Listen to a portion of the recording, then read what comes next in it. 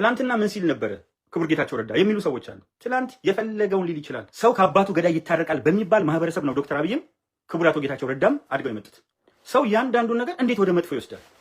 መታረቃቸው ከፋችሁ? ክቡር አቶ ጌታቸው ረዳ እኮ ትግራይ ነበር። ተሞዳምዶ እንደ ማንኛውም ሰው መቀጠል ይችላል። የህወሓት ባህሪም ከማናችንም በላይ ያውቀዋል። ብዙ ጊዜ ህወሓት አይታችኋት እንደሆነ በባህሪዋ ግምገማ ታደርግና በክተናል ትላለች። በሰነድ ከበከተች በኋላ በበክትነቷ ትቀጥላለች። በሚቀጥለው ዓመት ትገመገማለች፣ ገምተናል ትላለች። ይሄ የህወሓት የዘመናት ባህሪ ነው። ስለዚህ ክቡር ጌታቸው ረዳ በዚህ በተግማማ የህወሓት ሲስተም ውስጥ አብረው መቆየት የማይችሉበትና ይታገሉ የነበሩበት ሁኔታ እንዳለ ለማስተካከል ጫፍ ድረስ ሄደ። በፍጹም የገነተረ ሲሆን ወደ ብልጽግናው ካምፕ መጡ።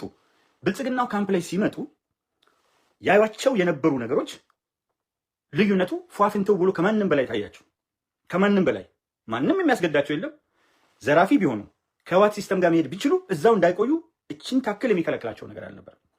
ስለዚህ ያንን ካምፕ አይተው የተግማማ መሆኑን የበሰበሰ መሆኑን የበከተ መሆኑን እሱም በተደጋጋሚ ማመኑን አይተው ባልበከተው ባልተግማማው ይልቁኑ በየቀኑ ራሱን እያደሰ ከሚመጣው የብልጽግና ቲም ጋር ሲገናኙ በዚህ ቲም ውስጥ ያላቸውን ፖቴንሻል ተግባራዊ ማድረግ እንደሚችሉ 100% አመኑ። ክቡር ጌታቸው ረዳ ይህንን አለ። ትላንት ክቡር ጠቅላይ ሚኒስትር ዶክተር አብይ አህመድ ይናገር ነበር፣ ዛሬ ግን ማድነቅ ጀመረ የምትሉ ሰዎች ትላንት እናንተ ታደንቁ ነበር፣ ዛሬ መሳደብ ጀመራችሁ። ምን ይገርማል?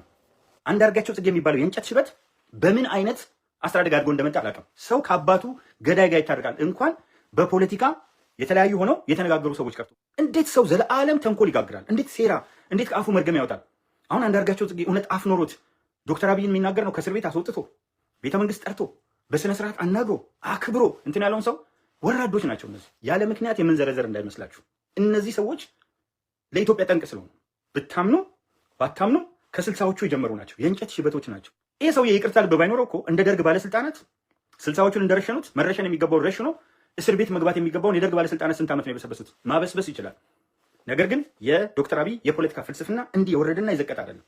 ለዚህ ነው ጠላት ብለው ጠመንጃ አንስተው የነበሩ ሰዎችን ግቡ ብሎ ከፍቶ ኢፌክቲቭ የሆኑ የህዳሴው ግድብ ተሸጠ ካሉ በኋላ የህዳሴው ግድብ አለመሸጡን ሲያውቁ ብቻ ማቆም ነበረባቸው። እነዚህ ወራዶች፣ ይቅርታ ሌላ ቃል፣ እነዚህ ገረዶች፣ ባንዳዎች የህዳሴው ግድብ ተሸጠ ብለው በጋራ ነበር የጮሁት ያለ ድምፅ ልዩነት። ከዛ ካፈርኩ አይመስልሰኝ ሌላ አጀንዳ ይዘው መጡ። ልክ የህዳሴው ግድብ ሲመረጥ የመለስ ነው የሞቱት ማናቸው የኢንጂነር ስመኛው ነው የምናምን የኃይለ ሥላሴ ነው ምናምን ወደሚል ነገር ሄዱ። ለምን? ለዚህ ሰው ክሬዲት መስጠት አይፈልጉም። እነግርሃለሁ፣ ነገም ከነገ ወዲያም ክቡር ጠቅላይ ሚኒስትር ዶክተር አብይ አህመድ ባይኖር ኖሮ አያልቅም ነበር። አንተ አይደለም የምትመሰክረው፣ ዶክተር ኢንጂነር ስለሺ በቀለ፣ ዶክተር ክፍሌ ሆሮ እዛው ስራ ላይ የነበሩ ሰዎች እንዴት ተበለሻሽቶ እንደነበር ሳሊኒ፣ የተለያዩ ድርጅቶች ይናገራሉ። ይሄ ሰው ነው በጀት መድቦ እንደገና የፕላን ክለሳ አድርጎ የንጋት ሐይቅ እንደገና እዛ ጋር በተለየ ሁኔታ እንዲመጣ አድርጎ 15 ሚሊዮን ቶን የአሳ ምርት እንዲገኝበት አድርጎ በሚገርም አይነት ዲዛይን በቁርጠኝነት ቀን ከሌት እንዲሰራ አድርጎ በስብሶ ቆሞ ነበር እንዴ። በስንት ዓመት ነበር ይጠናቀቃል የተባለ? ከዛ ከጥቃቅንና አነስተኛ ተነስተህ ማክሮ የሆኑ ነገሮችን ሲያመጣ እያየህ ነዳጅ ምናምን የለም። ያው ላይ የተፈጥሮ ነዳጅ ያው ላይ የነዳጅ ፋብሪካ ዝም ብለው እኮ አይደለም የመጡት የተለያዩ ፋብሪካውን የሚገነቡ ሰዎች። ቀጥሎ ሪፋይነሪ አይኔ እያየ ዳንጎቴ መጥቶ ምን አባታችሁ ልታደርጉ ነው? ዳንጎቴ ምን አለ? እኔ አልመርጥልም ቃል እንደሆነ ነገር ጀኑን ነው እንድናገር አልፈልግም። 2.5 ቢሊዮን ዶላር መድቦ ክቡር ጠቅላይ ሚኒስትር ዶክተር አብይ አህመድን አመስግኖ ኔዶ እናንተ አይደላችሁ ጭቃ ጭንቅላት ያላችሁ እናንተ ሳትሆኑ አፍሪካን እየመሩ ያሉ የአፍሪካ መሪዎች በምን ሁኔታ አዲስ አበባ እንደዚህ ተለወጠች፣ እንዴት ኢትዮጵያ በዚህ ደረጃ ልትለወጥ ቻለች ብለው ምስክርነት ሲሰጡ ሰምታችኋል። እንዳንተ ጭቃ ጭንቅላት ያላችሁ አይደሉም። እንዳንተ ባሉበት የቆሙ አይደሉም። አፍሪካን እየመሩ ያሉ መሪዎች እሱ እንደሚወዳደራቸው ጭምር እያወቁ የሀገራቸው ሰዎች እንደሚጠይቋቸው ጭምር እያወቁ እንዴት አንድ ከተማ በዚህ ፍጥነት ሊቀየር ይችላል ብለው መሰከሩ። ዛሬም ደግመዋለሁ። ፕሮፌሰር መስፍን ወልደማርያም ማን አስገድዷቸው ነው? እንደምን አምሮን ቢያሰለጥነው ነው ያሉት። ፕሮፌሰር መስፍን ወልደማርያም ማን አስገድዷቸው ነው በስተርጅና ዘመናቸው ከእግዚአብሔር የተላከ ስጦታ ብለው የገለጹት? ማን አስገድዶት ነው? ልደቱ አያሌው ታጋይ ነኝ ብሏል። ለሞት የተዘጋጀው ነኝ ብሎናል። ማን አስገድዶት ነው? እንደ ዶክተር አብይ አይነት ቅን አይቻላቅም በዓለም ታሪክ ውስጥ ነው ያለው። እኔ ነኝ ያልኩት ልደቱ አያሌው ነው። በዓለም ታሪክ ውስጥ ዶክተር አብይን የሚያክል የተወደደ ከዛ እሱ ሲጠላው እሱ እንዳሰበው ሳይሆንለት ሲቀር ዶክተር አብይ ምን ሆነ? ኢትዮጵያን እንደሱ የሚያፈርስበት በታሪክ ውስጥ ተፈጥሮ አያውቅም ነው እንዴ? ከየትኛው መሪ? ከመንግስቱ ነው? ከመለስ ነው? ከነገስታቱ ተወዳድሮ ነው ክቡር ጠቅላይ ሚኒስትር ዶክተር አብይ አህመድ ግርጌ መሆን የሚችለው? የሚሊኒየም አይደለም ብያቸዋለሁ። የዘመናት ክስተት ነው። ማሳነስ ነው የሚሆነው። ኔቨር ኤንድ ኤቨር ይመጣልን ብዬ አላስብም። እንዲህ አይነት መሪ ደጋግሜ ነው የነገርኩህ።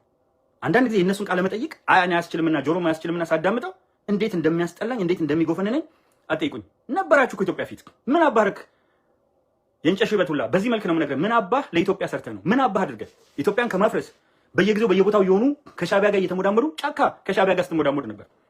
የመን ላይ ወያኔ አንቃ ያመጣች ከሻቢያ ጋር ልትሞዳመድ ስትሄድ ነው።